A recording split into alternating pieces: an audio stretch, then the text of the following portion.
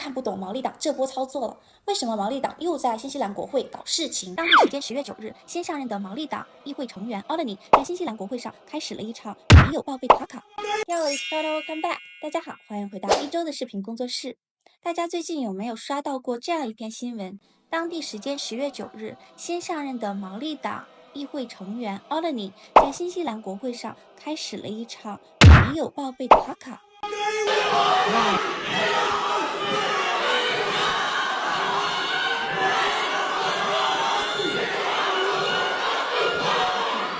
此事一经发出，各大媒体都有报道。我看了一下，在中文社交媒体平台上，大家的评论大部分都是又看不懂毛利党这波操作了，为什么毛利党又在新西兰国会搞事情？其实我想说的是，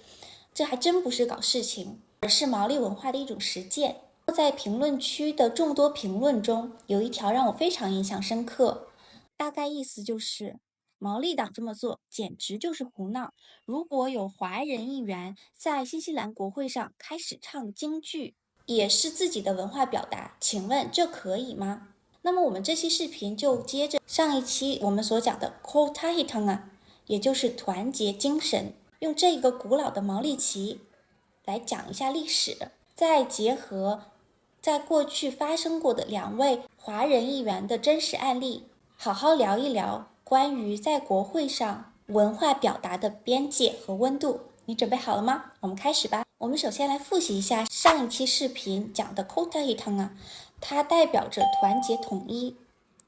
它并不是简单的报个团，大家都变成一样的样子，而是在保持文化多元性的同时，大家一起朝着一个目标努力。在历史上，毛利的 Ko Tahitanga 运动也多种多样，有的是地区性的，比如说某个地区的联合部落，有的带有宗教核心，还有的完全独立于政府，就是有些毛利人想为自己族人争取更多的权益。但不管哪种形式，它的核心都是泛部落团结。毛利人想打破部落的边界，拧成一股绳，大家齐心向前。而这种团结最早的视觉证据就是这一面旗帜，红白底色的毛利旗。你可能会在有些人家门口、议会的门口，或者是一些毛利活动的场景里见过它，但是我相信许多人不知道它背后的含义和历史背景。1830年的时候，有一艘名叫 Sir George Murray 的毛利商船，是当时新西兰北部的酋长 Patuone 和 Taunui 共同拥有的。结果因为这艘船在航行的时候没有悬挂一面官方的旗帜，在悉尼海关直接被扣下了，而当时酋长 Patuone 还在船上，所以这件事情让当时的毛利人意识到，没有统一的象征，连贸易往来上都会受委屈。后来英国驻新西兰代表 James Busby 他组织了一场集会，在1834年的3月20日，由25位新西兰当地的北部 Rangatira 也就是酋长，在怀唐伊一起选了这一面联合部落旗帜。而当时英国还就真认可了这一面旗帜。这一面旗帜不仅仅是当时毛利商船的一张通行证，更是毛利人第一次使用泛部落团结拿到的一个话语权的象征，是 Ko Tahitanga 的最直接象征和表现。那么说到这儿，我们回头再聊一下那位朋友的留言，在新西兰国会上唱起京剧算不算是胡闹？其实我特别理解这个困惑，但是在我看来，答案并不是能与不能，而是有没有场景的共识和文化的衔接。在去年宣誓就职的2位华人议员代表的例子就非常有说服力。绿党成员 Lawrence 徐南在国会演讲就职前，用中文清唱了一首《小草》，还混搭了普通话、英语与毛利语宣誓就职。